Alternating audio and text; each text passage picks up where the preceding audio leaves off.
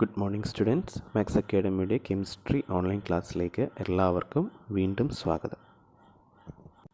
കഴിഞ്ഞ ക്ലാസ്സിൽ നമ്മളെല്ലാവരും കണ്ട subshell electron configuration, subshell electron വിന്യാസം എങ്ങനെ എഴുതാം, മൂലകങ്ങൾക്ക് എലമെൻറ്റ്സിന് എങ്ങനെ എഴുതാം, അതിനുള്ള ഓർഡർ എന്താണെന്നാണ് നമ്മൾ ഇന്ന് പഠിക്കുന്നത് കേട്ടോ. അപ്പോൾ നമ്മൾക്ക് ഓർഡർ കറക്റ്റായിട്ട് എഴുതണ്ടേ? അപ്പോൾ കറക്റ്റായിട്ട് എഴുതാനായിട്ട് നമ്മൾ ഇനി എന്ത് ചെയ്യുക? ഈ സ്ക്രീനിൽ കാണുന്ന പോലെ കറക്റ്റായിട്ട് എഴുതുക. ആദ്യം 1s എഴുതുക, അതിനുശേഷം അതിൻ്റെ താഴെ നേരെ താഴെ 2s, അതിനുശേഷം 2p, 3s, 3p, 3d, അതിനുശേഷം ഏതായിരുന്നു ഓർമ്മയുണ്ടോ? 4s, 4p, 4d, പിന്നെ ഏതായിരിക്കും 4f അല്ലേ? അതിനുശേഷം 5s, 5p, 5d, 5f. അപ്പോൾ തൽക്കാലം നമ്മൾക്ക് 5f വരേക്കും മതി, നമുക്ക് 3d വരെയും പഠിക്കാനുള്ളൂ. അപ്പോൾ ഇതൊന്ന് നോക്കുക. ഇനി ആദ്യം ഒരു ആരോ കടന്നു പോകുന്ന നോക്കുക. ഏതിലൂടെ കടന്നു പോകുന്നു? 1s. അപ്പോൾ ആദ്യത്തെ സബ്ഷെൽ 1s ആണ്. അതിനുശേഷം ഏതാണ് നോക്കിയേ? 2s. അടുത്ത ആരോ 2sലൂടെ. അപ്പോൾ അതിനുശേഷം എഴുതേണ്ട സബ്ഷെൽ 2s ആണ്. അതിനുശേഷം 2p, പിന്നെ 3s, അതിനുശേഷം 3p, 4s, അതിനുശേഷം ഏതിലൂടെ കടന്നു പോകുന്നു? 3d, 4p, 5s. അപ്പോൾ നോട്ട്ബുക്കിൽ നിങ്ങളിതൊന്ന് എഴുതിയിട്ട് ഒരു സ്കെയിൽ വെച്ചിട്ട് വരച്ച് നോക്കുക കേട്ടോ. ഈ ആരോ പോയ ഡയറക്ഷനിലൂടെ ഒന്ന് വരച്ച് നോക്കുക. ആദ്യം ഏതിലൂടെയാണ് കടന്നു പോകുന്നതെന്നൊന്ന് നോക്കുക. 1s, 2s, 2p, 3s, 3p, 4s, 3d. ആ ഓർഡറിലാണ് നമ്മൾക്ക് സബ്ഷെൽ കിട്ടുന്നത്. അപ്പോൾ ഒന്നും കൂടി നിങ്ങളതൊന്ന് നോക്കുക. എന്നിട്ട് ആ ഓർഡർ നോട്ട്ബുക്കിലേക്ക് കറക്റ്റായിട്ട് എഴുതി. ഇതാണ് order. 1s, 2s, 2p, 3s, 3p, 4s, 3d. ഈ ഓർഡറിലാണ് നമ്മൾക്ക് സബ്ഷെല്ലിൽ ഇലക്ട്രോൺസ് ഫില്ല് ചെയ്യേണ്ടത്. ഓക്കെ, നമ്മൾക്കറിയാലോ ഓരോ സബ്ഷെല്ലിലും വരുന്ന ഇലക്ട്രോണുകൾ നോക്കി. 1sൽ 2, 2sൽ 2, 2pയിൽ 6, എസ്സിൽ അല്ലേ, എസ്സിൽ 2ഉം പിയിൽ 6ഉം ഡിയിൽ 10 വരെയും ഫില്ല് ചെയ്യുന്നു. തൽക്കാലം 3d വരെയേ ഉള്ളൂ. ഇത്രയും ഓർഡർ കറക്റ്റായിട്ട് തെറ്റാതെ പഠിക്കുക കേട്ടോ. അപ്പോൾ ഈ ഓർഡർ എങ്ങനെ കിട്ടിയെന്ന് നമ്മൾക്ക് മനസ്സിലായല്ലോ.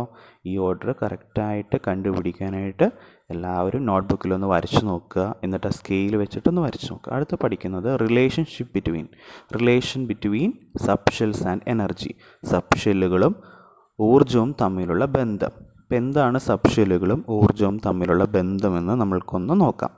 അപ്പോൾ നിങ്ങൾ സ്ക്രീനിലേക്ക് നോക്കുമ്പോൾ എക്സ് ആക്സിസിൽ എന്താണ്? സബ്ഷെൽസ് ആണ് വരുന്നത്. വൈ ആക്സിസിൽ ഊർജം, എനർജി.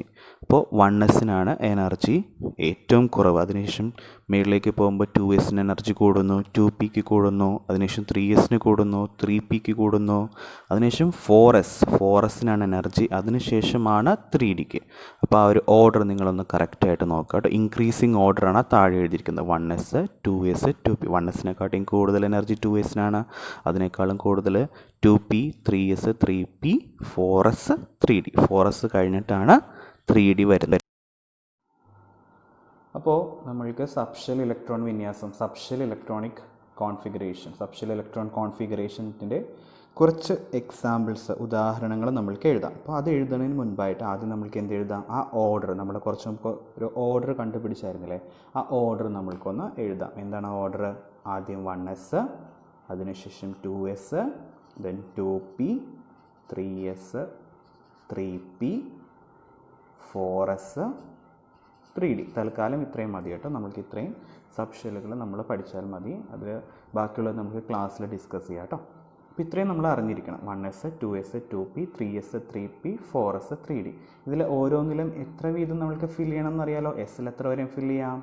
2, പിയിൽ 6, ഡിയിൽ 10, എഫിൽ 14 വരെ നമുക്ക് ഫില്ല് ചെയ്യാം. അപ്പോൾ ഇങ്ങനെയാണ് നമ്മൾ ആ ഓർഡർ എഴുതിയിട്ടു.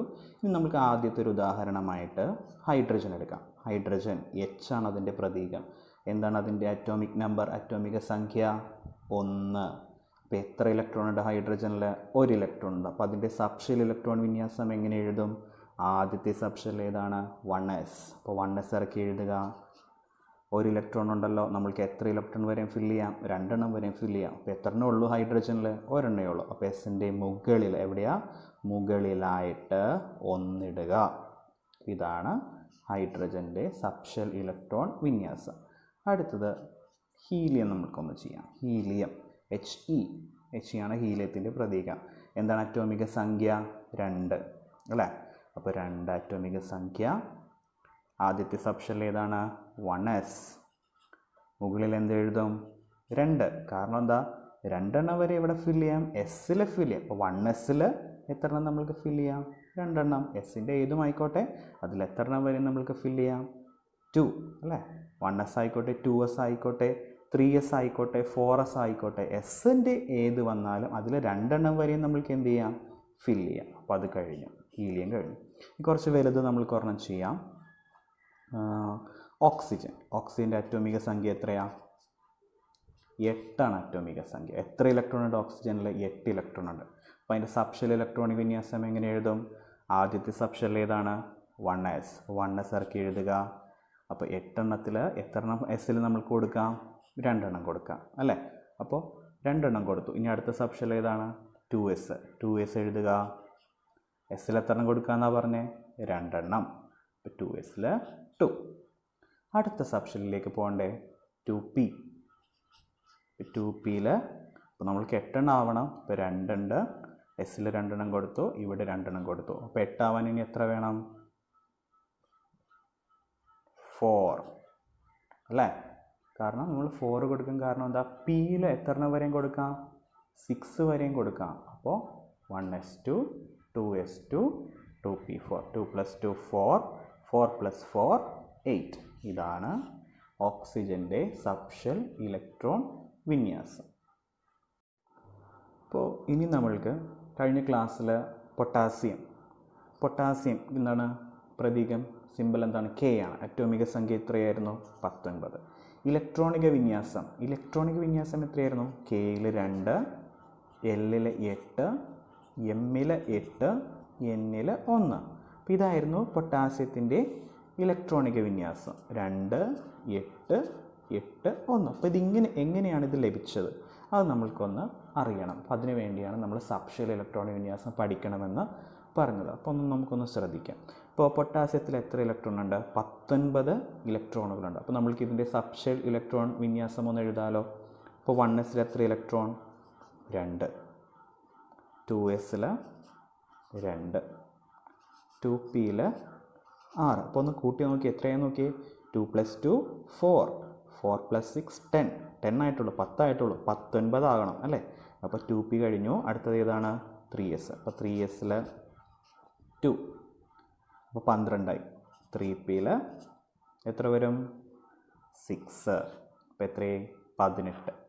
4sൽ എത്ര വരും? 18 ആയി. 19 ആവാൻ എത്ര എണ്ണം കൂടി വേണം? ഒരെണ്ണം. അപ്പോൾ എസ്സിൽ നമുക്ക് 2 എണ്ണം ഫില്ല് ചെയ്യാമല്ലോ. അപ്പോൾ ഒരെണ്ണം ഉള്ളൂ. അപ്പോൾ 4sൽ 1. അപ്പോൾ നോക്കി, 1s2, 2s2, 2p6, 3s2, 3p6, 4s1. 2 + 2 4, 4 + 6 എത്രയാ? 10. 10, 12, 18, 19. 19 ആയല്ലോ. അപ്പോൾ ഇതിലെങ്ങനെയാണ് ഈ 2, 8, 8, 1 വന്നതെന്ന് നമുക്കൊന്ന് ചെക്ക് ചെയ്യാം. 1 എന്ന് പറഞ്ഞാൽ ഏത് ഷെല്ലാണ്?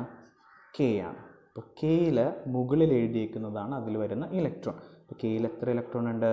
മുകളിൽ എഴുതിയിരിക്കുന്നതിൽ 2. രണ്ടാമത്തെ ഷെൽ ഏതാണ്? L ആണ് അല്ലേ? അപ്പോൾ Lൽ വരുന്നത് നമ്മൾ പഠിച്ചു കുറച്ച് മുമ്പ് അല്ലേ? കഴിഞ്ഞ ക്ലാസ്സിൽ നമ്മൾ പഠിച്ചായിരുന്നു. Lൻ്റെ സബ്ഷെൽ 2sഉം 2p ആണ്. അപ്പോൾ ഒന്ന് ആഡ് ചെയ്ത് നോക്കി എത്ര ഇലക്ട്രോൺ ഉണ്ടെന്ന്. 2 + 6 എത്രയാ? 8. കണ്ടോ? അപ്പോൾ 3 എന്ന് പറഞ്ഞാൽ ഏത് ഷെല്ലാണ്? M ആണ് അല്ലേ? അപ്പോൾ Mൽ എത്ര എണ്ണം ഉണ്ട്? 2 + 6 8. 4 എന്ന് പറഞ്ഞത് ഏത് ഷെല്ലാണ്? N ആണ് അല്ലേ? Nൽ എത്ര എണ്ണയാണ് വന്നേക്കുന്നത്? 1. അങ്ങനെയാണ് 2, 8, 8, 1 എന്ന് വന്നത്. ഇപ്പോൾ നിങ്ങൾക്ക് ഇതെങ്ങനെയാണ് വന്നതെന്ന് മനസ്സിലായെന്ന് ഞാൻ വിശ്വസിക്കുന്നു. അപ്പോൾ പൊട്ടാസ്യത്തിൻ്റെ ഉദാഹരണം നമ്മൾ കണ്ടു. അതിൻ്റെ ഇലക്ട്രോൺ വിന്യാസം നമ്മൾക്ക് സബ്ഷെൽ ഇലക്ട്രോണിക് വിന്യാസത്തിൽ നിന്നാണ് ലഭിച്ചത് അല്ലേ? അതേപോലെ തന്നെ നമ്മൾക്ക് കാൽസ്യത്തിൻ്റെ ഒന്ന് നോക്കാം. കാൽസ്യത്തിൻ്റെ എത്ര അറ്റോമിക സംഖ്യ? Atomic number 20. ഇലക്ട്രോണിക് കോൺഫിഗറേഷൻ എത്രയായിരുന്നു? ഇലക്ട്രോണിക് കോൺഫിഗറേഷൻ ഇലക്ട്രോൺ വിന്യാസം EC എന്ന് പറഞ്ഞാൽ ഇലക്ട്രോൺ വിന്യാസം എത്രയായിരുന്നു? 2, 8, 8, 2 ഇതായിരുന്നു കാൽസ്യത്തിൻ്റെ ഇലക്ട്രോൺ വിന്യാസം. അപ്പോൾ ഇത് എന്തിൽ നിന്ന് ലഭിക്കുന്നതെന്ന് അറിയാലോ? സബ്ഷെല്ലിൽ നിന്നാണ് ഷെല്ലിലേക്കുള്ള ഇലക്ട്രോണുകൾ ലഭിക്കുന്നത്. അപ്പോൾ സബ്ഷെല്ലൊന്ന് എഴുതാലോ. ആദ്യത്തെ സബ്ഷെല്ല് 1s2, അതിനുശേഷം 2s2, 2p6, 3s2, 3p6, 4s എത്ര വരും? 2. ഒന്ന് ആഡ് ചെയ്ത് നോക്കി നമ്മൾ. 2 + 2 4, 4 + 6 10, 10 + 2 12, 18, 18 2 20, 20 ആയില്ലേ? 20 ആയി. അപ്പോൾ നമുക്കറിയാമല്ലോ, പിയിൽ 7 8 ഒന്നും കൊടുക്കാൻ പാടില്ല കേട്ടോ. പിയിൽ 6 എണ്ണമേ പാടുള്ളൂ, എസ്സിൽ 2 എണ്ണമേ പാടുള്ളൂ. അതുകൊണ്ടാണ് നമ്മളെല്ലാം കറക്റ്റായിട്ട് ഫില്ല് ചെയ്തത്. അപ്പോൾ 20 എണ്ണമായല്ലോ. അപ്പോൾ ആദ്യത്തെ 1 എന്ന് പറഞ്ഞാൽ ഏത് ഷെല്ലാണ്? കെയുടെ സബ് ഷെല്ലാണ് 1s. അപ്പോൾ 1sൽ എത്ര ഇലക്ട്രോൺ ഉണ്ട്? 2. അപ്പോൾ കെയുടെ താഴെ 2 എഴുതാം. 2 എന്ന് പറഞ്ഞാൽ 2sഉം 2pയും ഏതിൻ്റെ സബ് ഷെല്ലുകളാണ്? എല്ലിൻ്റെ സബ് ഷെല്ലുകളാണ് അല്ലേ? എൽ എന്ന് പറഞ്ഞ ഷെല്ലിൻ്റെ സബ് ഷെല്ലുകളാണ്. അപ്പോൾ എല്ലിൽ 2 + 6 എത്രയാ? 8. 3 എന്ന് പറഞ്ഞാൽ ഏത് ഷെല്ലിൻ്റെ സബ് ഷെല്ലുകളാണ്? 3sഉം 3pയും എമ്മിൻ്റെ സബ് ഷെല്ലുകളാണ്. 3sഉം 3pയും. അപ്പോൾ എം എഴുതാം. 2 + 6 8. 4 എന്ന് പറഞ്ഞാൽ ഏത് ഷെല്ലിൻ്റെ സബ് ഷെല്ലാണ്? 4s. എന്നിൻ്റെ സബ് ഷെല്ലാണ് 4s അല്ലേ? എസിൻ്റെ മുകളിൽ എത്രയാ? 2. 2 8 8 2. അങ്ങനെയാണ് ഇലക്ട്രോൺ വിന്യാസം കാൽസ്യത്തിന് 2 8 8 2 എന്ന് വന്നത്. മനസ്സിലായല്ലോ എല്ലാവർക്കും? അപ്പോൾ ഇനി നമ്മൾക്ക് കഴിഞ്ഞ ക്ലാസ്സിൽ പൊട്ടാസ്യം എന്താണ് പ്രതീകം? സിമ്പിൾ എന്താണ്? കെ ആണ്. അറ്റോമിക സംഖ്യ എത്രയായിരുന്നു? 19. ഇലക്ട്രോണിക വിന്യാസം എത്രയായിരുന്നു? കെയിൽ 2, എല്ലിൽ 8, എമ്മിൽ 8, എന്നിൽ 1. അപ്പോൾ ഇതായിരുന്നു പൊട്ടാസ്യത്തിൻ്റെ ഇലക്ട്രോണിക വിന്യാസം. 2 8 8 1. അപ്പോൾ എങ്ങനെയാണ് ഇത് ലഭിച്ചത്? അത് നമ്മൾക്കൊന്ന് അറിയണം. അപ്പോൾ അതിനു വേണ്ടിയാണ് നമ്മൾ സബ്ഷെൽ ഇലക്ട്രോണിക വിന്യാസം പഠിക്കണമെന്ന് പറഞ്ഞത്. അപ്പോൾ നമുക്കൊന്ന് ശ്രദ്ധിക്കാം. ഇപ്പോൾ പൊട്ടാസ്യത്തിൽ എത്ര ഇലക്ട്രോൺ ഉണ്ട്? 19 ഇലക്ട്രോണുകളുണ്ട്. അപ്പോൾ നമ്മൾക്ക് ഇതിൻ്റെ സബ്ഷെൽ ഇലക്ട്രോൺ വിന്യാസം ഒന്ന് എഴുതാലോ. അപ്പോൾ 1sൽ എത്ര ഇലക്ട്രോൺ? 2. 2sൽ 2, 2pയിൽ 6. അപ്പോൾ ഒന്ന് കൂട്ടി നോക്കി, എത്രയാണെന്ന് നോക്കി. 2 + 2 4, 4 + 6 10. 10 ആയിട്ടുള്ളൂ, 10 ആയിട്ടുള്ളൂ. 19 ആകണം അല്ലേ? അപ്പോൾ 2p കഴിഞ്ഞു. അടുത്തത് ഏതാണ്? 3s. അപ്പോൾ 3sൽ 2, അപ്പോൾ 12 ആയി. 3pയിൽ എത്ര വരും? 6. അപ്പോൾ എത്രയായി? 18. 4sൽ എത്ര വരും? 18 ആയി. 19 ആവാൻ എത്ര എണ്ണം കൂടി വേണം? ഒരെണ്ണം. അപ്പോൾ എസ്സിൽ നമുക്ക് 2 എണ്ണം ഫില്ല് ചെയ്യാമല്ലോ. അപ്പോൾ ഒരെണ്ണം ഉള്ളൂ. അപ്പോൾ 4sൽ 1. അപ്പോൾ നോക്കി, 1s2, 2s2, 2p6, 3s2, 3p6, 4s1. 2 + 2 4, 4 + 6 എത്രയാ?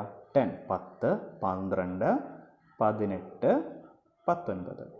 19 ആയല്ലോ. അപ്പോൾ ഇതിലെങ്ങനെയാണ് ഈ 2 8 8 1 വന്നതെന്ന് നമുക്കൊന്ന് ചെക്ക് ചെയ്യാം. 1 എന്ന് പറഞ്ഞാൽ ഏത് ഷെല്ലാണ്? കെ ആണ്. അപ്പോൾ കെയിൽ മുകളിൽ എഴുതിയേക്കുന്നതാണ് അതിൽ വരുന്ന ഇലക്ട്രോൺ. അപ്പോൾ കെയിൽ എത്ര ഇലക്ട്രോൺ ഉണ്ട് മുകളിൽ എഴുതിയേക്കുന്നതിൽ? 2. രണ്ടാമത്തെ ഷെൽ ഏതാണ്? എല്ലാണ് അല്ലേ? അപ്പോൾ എല്ലിൽ വരുന്നത് നമ്മൾ പഠിച്ചു കുറച്ച് മുമ്പ് അല്ലേ? കഴിഞ്ഞ ക്ലാസ്സിൽ നമ്മൾ പഠിച്ചായിരുന്നു. എല്ലിൻ്റെ സബ് ഷെൽ 2sഉം 2p ആണ്. അപ്പോൾ ഒന്ന് ആഡ് ചെയ്ത് നോക്കി, എത്ര ഇലക്ട്രോൺ ഉണ്ടെന്ന്? 2 + 6 എത്രയാ? 8. കണ്ടോ? അപ്പോൾ 3 എന്ന് പറഞ്ഞാൽ ഏത് ഷെല്ലാണ്? എം ആണ് അല്ലേ? അപ്പോൾ എമ്മിൽ എത്ര എണ്ണം ഉണ്ട്? 2 + 6 8. 4 എന്ന് പറഞ്ഞത് ഏത് ഷെല്ലാണ്? എൻ ആണ് അല്ലേ? എന്നിൽ എത്ര എണ്ണയാണ് വന്നേക്കുന്നത്? 1. അങ്ങനെയാണ് 2 8 8 1 എന്ന് വന്നത്. ഇപ്പോൾ നിങ്ങൾക്ക് ഇതെങ്ങനെയാണ് വന്നതെന്ന് മനസ്സിലായെന്ന് ഞാൻ വിശ്വസിക്കുന്നു. അപ്പോൾ പൊട്ടാസ്യത്തിൻ്റെ ഉദാഹരണം നമ്മൾ കണ്ടു. അതിൻ്റെ ഇലക്ട്രോൺ വിന്യാസം നമ്മൾക്ക് സബ്ഷെൽ ഇലക്ട്രോണിക് വിന്യാസത്തിൽ നിന്നാണ് ലഭിച്ചത് അല്ലേ? അതേപോലെ തന്നെ നമ്മൾക്ക് കാൽസ്യത്തിൻ്റെ ഒന്ന് നോക്കാം. കാൽസ്യത്തിൻ്റെ എത്ര ആറ്റോമിക സംഖ്യ? Atomic number 20. ഇലക്ട്രോണിക് കോൺഫിഗറേഷൻ എത്രയായിരുന്നു? ഇലക്ട്രോണിക് കോൺഫിഗറേഷൻ ഇലക്ട്രോൺ വിന്യാസം ഈസി എന്ന് പറഞ്ഞാൽ ഇലക്ട്രോൺ വിന്യാസം എത്രയായിരുന്നു? 2 8 8 2. ഇതായിരുന്നു കാൽസ്യത്തിൻ്റെ ഇലക്ട്രോൺ വിന്യാസം. അപ്പോൾ ഇത് എന്തിൽ നിന്നാണ് ലഭിക്കുന്നതെന്ന് അറിയാലോ? സബ്ഷെല്ലിൽ നിന്നാണ് ഷെല്ലിലേക്കുള്ള ഇലക്ട്രോണുകൾ ലഭിക്കുന്നത്. അപ്പോൾ സബ്ഷെൽ ഒന്ന് എഴുതാലോ. ആദ്യത്തെ സബ്ഷെൽ 1s2, അതിനുശേഷം 2s2, 2p6, 3s2, 3p6, 4s എത്ര വരും? 2. ഒന്ന് ആഡ് ചെയ്ത് നോക്കി നമ്മൾ. 2 + 2 4, 4 + 6 10, 10 + 2 12, 18, 18 2 20, 20 ആയില്ലേ? 20 ആയി.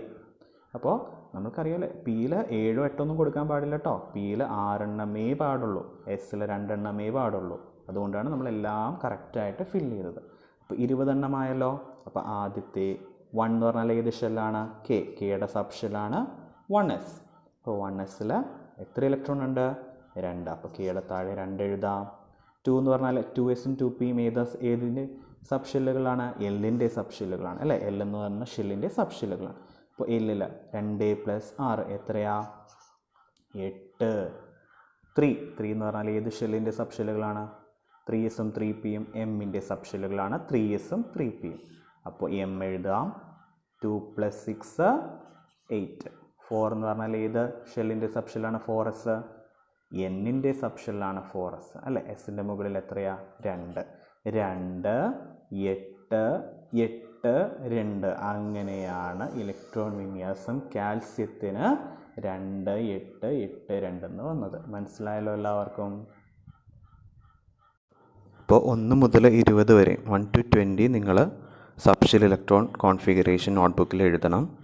ഓരോ എലമെൻറ്റ്സിൻ്റെയും എഴുതണം. നെക്സ്റ്റ് ക്ലാസ്സിൽ 21 മുതൽ 30 വരെ നമ്മൾക്ക് എങ്ങനെയാണ് അതിൻ്റെ പ്രത്യേകതകളൊക്കെ നോക്കാം കേട്ടോ.